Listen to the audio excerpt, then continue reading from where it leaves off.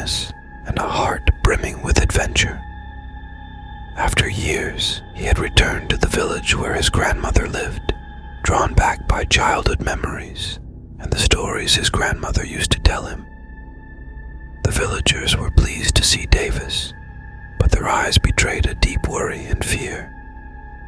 A rumor had spread among the people that a terrifying creature resembling a wolf lived in the forest near the village.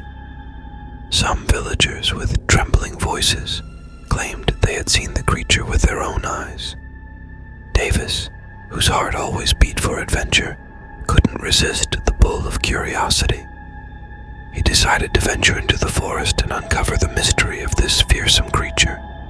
He bid farewell to his grandmother and entered the forest with his flashlight and backpack. With every step, the crackling of branches and rustling of leaves quickened his heartbeat.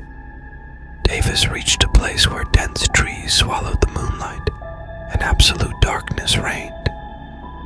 Suddenly, a deep and muffled sound came from the distance. With each breath it took, a cold dread settled in Davis's soul. He realized he was not alone. With his heart pounding in his chest, Davis listened intently to the deep, muffled sound that emanated from the distance. A sound that seemed to rise from the depths of the earth, growing louder and closer with each moment. He raised his flashlight and scanned the surroundings, but saw nothing but darkness. Suddenly, amidst the shadows of the trees, a pair of shining, yellow eyes appeared. Davis's breath caught in his throat, eyes that seemed to stare at him with an intelligent and curious gaze. Despite the fear rooting itself within him, Davis took a step forward. He wanted to know if this creature was what the villagers had feared. The sound of footsteps grew nearer, and Davis realized that a large, dark figure was moving towards him. He couldn't make out the details of its body, but it was much larger than a human. Davis, now unable to flee, waited for the creature to approach. The creature slowly emerged from the trees, and Davis could see its face. A face that was neither fully human nor fully animal. Its eyes still yellow and bright, and its mouth full of sharp, gleaming teeth. Davis, now paralyzed, could only stare as the creature slowly drew closer. Davis, now unable to move, could only stare at the creature as it slowly drew closer. The heavy breaths of the being echoed in the silence of the forest, and with each breath, a thick mist poured from its mouth, clearly visible in the cold air of the forest. Davis, with no way to retreat, decided to confront the creature. With a trembling voice, he asked, Who are you?" The creature paused for a moment and then replied with a voice that seemed to rise from the depths of the earth. I am a child of this forest." Davis, whose curiosity now overcame his fear, found the courage to say, "I want to know, why are you here?" The creature looked deeply at Davis and said, "I have been here since ancient times, before humans set foot in this forest. I have witnessed changes, growth, and death." Davis, now listening to the creature's words, asked, "Then why do the villagers fear you?" The creature replied with a sad look, "Because they do not understand. They only fear and run, but I do not harm anyone. I just want to live in peace." Davis, now feeling empathy for the creature, moved closer and said, "I want to tell the people that you are not a danger." The creature smiled sadly and said, "They will not trust you, but I appreciate that you try to understand me." Davis and the creature stayed in the forest until dawn, talking about life and past adventures. When the sun rose, the creature told Davis that it had to leave. Davis, with tears in his eyes and hope in his heart, bid farewell to the creature and returned to the village. Davis, with a heavy heart from the experience he had, returned to his grandmother's house. He recounted everything to her, from the yellow, shining eyes of the peaceful creature to the profound conversation they shared. His grandmother, whose face took on a shade of worry, looked at Davis and said, "Dear Davis, you must know that in this forest live two beings. One is the one you met, a peaceful and friendly creature, but the other—" She paused for a moment and took a deep breath. "There is another creature, malevolent and demonic. It has the appearance of a wolf with red, terrifying eyes. This creature is merciless and spares no one." Stirred once again by curiosity, Davis decided to return to the forest. He wanted to uncover the secret of this demonic creature. His grandmother, with a look full of apprehension, warned him, "Be careful this time, Davis.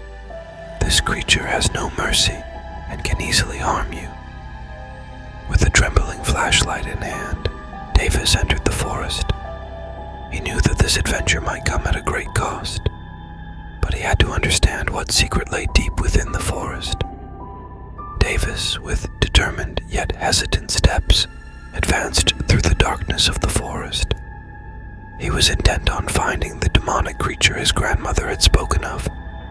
After about 2 hours of walking among trees that seemed to grow taller and more menacing by the moment, a sound reached Davis's ears. It was like a howl, but stranger and more unsettling. Davis moved towards the source of the sound. His heart pounded in his chest, and with each step closer to the sound, the beating grew more intense. When he arrived at the exact location of the sound, he suddenly saw a creature that nearly stopped his heart with fear. It was the very creature his grandmother had described. The creature had dark, rough skin, red and frightening eyes, and teeth that gleamed in the moonlight. It was the malevolent being his grandmother had warned him about. Davis, now unable to flee, knew he had to confront the creature. Trying to maintain his composure, he said, "I don't want to harm you. I just want to understand who you are and why you are here." The creature looked at Davis for a moment and then responded with a rough but calm voice. "I am a being born from darkness. I'm here to protect the forest, but humans do not understand me and fear me." Davis, now feeling a bit safer, asked, "Then why do they say you are evil?" The creature replied with a deep and sorrowful look, "Because they see as terrifying what they do not understand. I only want to live in peace, but they do not allow me." Davis, now looking for a way to help, said, "I will help you.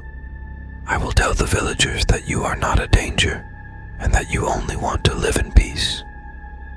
The creature, with a terrifying laugh that echoed through the darkness of the forest, looked at Davis and said, "You will be destroyed in this place today."